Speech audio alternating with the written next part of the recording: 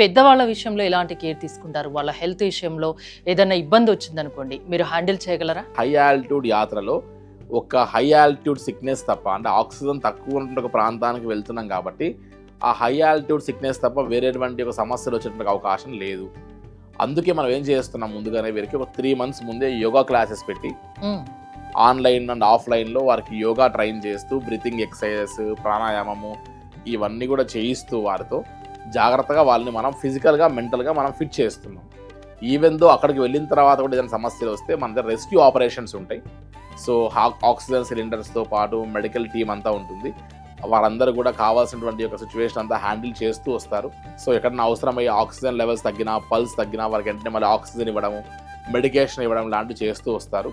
So Kailash మానస సరోవర్ యాత్ర ముఖ్యంగా high ఆల్టిట్యూడ్కి వెళ్తున్నాం కాబట్టి లంగ్స్ని ఎక్స్పాండ్ చేసేటువంటి ప్రయత్నం మనం ముందుగానే చేయాలి.